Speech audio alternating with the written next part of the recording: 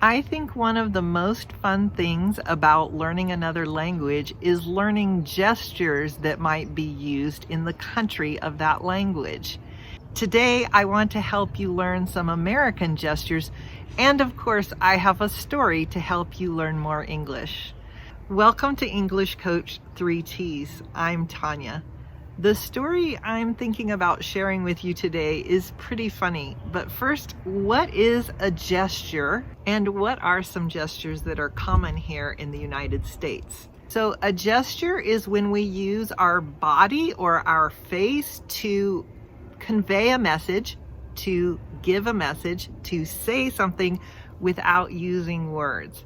I think one of the most common international gestures is this one, hello or goodbye.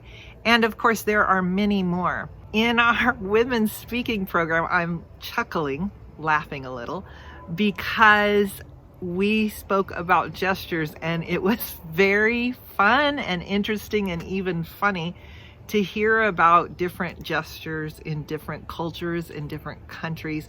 And I would love to know if you have a gesture that is unique to your country, or in other words, a gesture that you use in your country that is not used in a lot of other countries.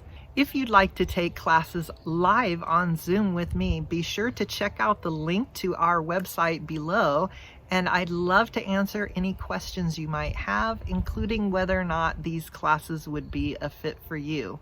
You can email me with your questions at tanya@englishcoach-3ts.com.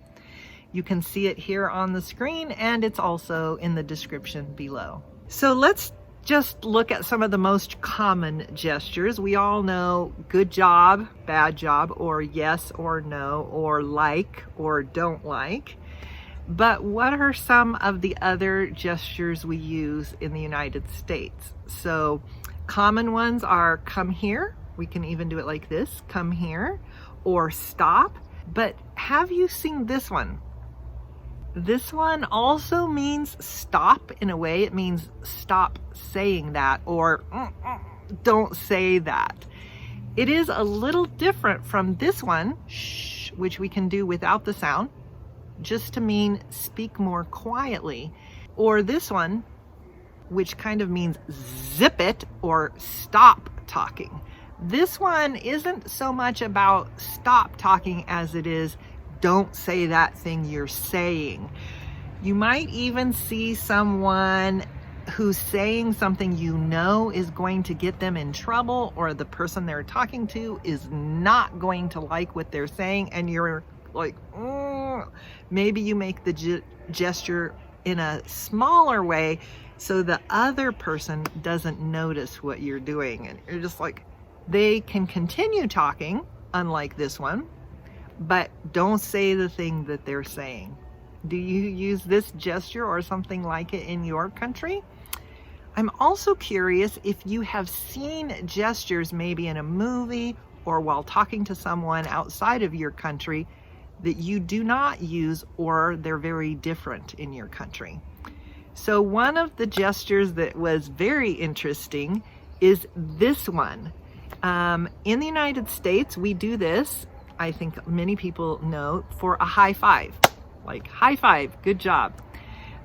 During COVID, I've even seen people be like COVID high five, where they're not actually going to touch, they're just doing this without the action of doing this.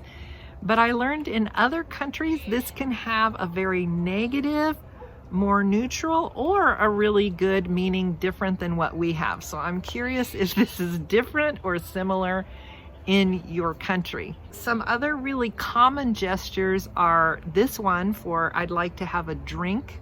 Maybe I want a glass of water or soda like Coca-Cola. Or this one for I want a beer. Interesting thing about this one is that it can also mean I'm on the telephone. So if you're wearing something like this and you're talking to someone on the phone, someone does not see this, and you want them to know you're on the phone, we'll do this, but we'll also go like this. So I'm mouthing the words, I'm on the phone. Mouthing, meaning I'm saying without making noise the words.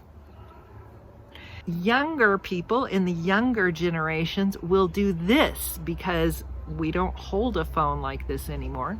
We didn't ever really hold it like this. We kind of held it like this, but we still say this. Take the same gesture and do this, and it can mean me too. Like I agree with you, or I have the same idea. This gesture can also mean me too, especially if you're doing it like this. But interestingly, it can also mean I'm watching you. In other words, be careful what you do because I'm watching you. So you can see the gesture changes with my facial expression. If you'd like to practice a very well-known gesture, be sure to give us a thumbs up and don't forget to subscribe so you don't miss any more videos.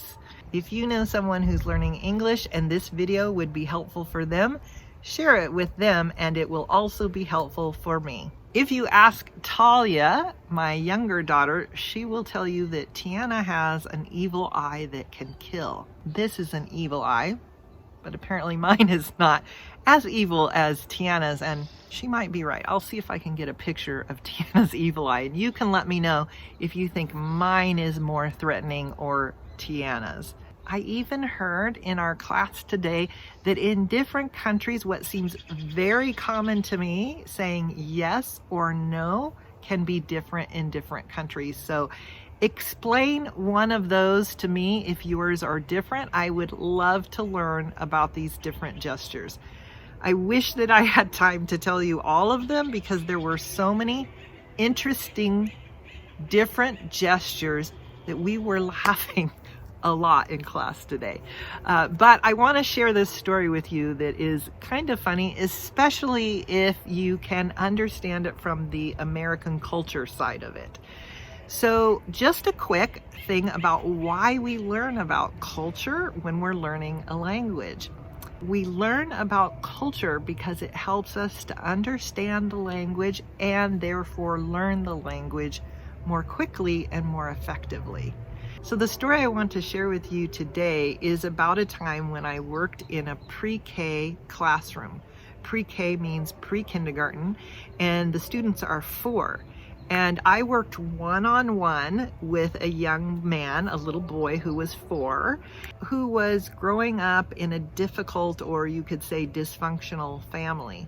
I will call this little boy Tommy. Tommy was learning to follow the rules in the pre-K classroom and on the playground. And we had a tricycle track where the little boys and girls rode their tricycles around in a certain direction and in a certain way. And I worked with Tommy for a long time to help him to follow the rules and the directions of the track. And once he got very good at doing that, he felt that he needed to monitor the track, or in other words, he should tell the other students how it was done. And one day there was a little boy, I will call him Joey, who was not following the rules. And Tommy was quick to tell him that's not how we do it on the playground. Now, a little aside, meaning a little extra to the story, notice how I often talk with gestures. This is a very common thing in the United States. So back to the story. Tommy was riding his bicycle and Joey was not following the rules, and Tommy didn't like it. And after this happened 3 or 4 times, Tommy stood up on his tricycle and started going like this. And at first, when the other teachers and I noticed this, we were like, what is he doing? And then when we realized he was trying to give what I think is a fairly international symbol using his middle finger. He had seen a man in his life do this, but he was 4 and didn't know that it was specific to the middle finger. When the other teachers and I noticed this, we started to laugh, but of course, not a good idea to laugh when a child does something you don't want them to do. So we were trying to chuckle under our breath. In other words, when you chuckle or say something under your breath, it's like so that so no one else hears you or notices. This is a story that I always remember because even though I had to say to him, Tommy, we can't do this with other children on the playground, for me, it was just indicative. It was something that indicates how quickly children learn, how they pick up on everything we do. I'd love to hear your stories about gestures, about how children learn, and also how maybe you are learning from the children around you. I hope you learned something new today, and if you want to know how you can remember what you've learned, be sure to check out this video and I'll see you there. Bye.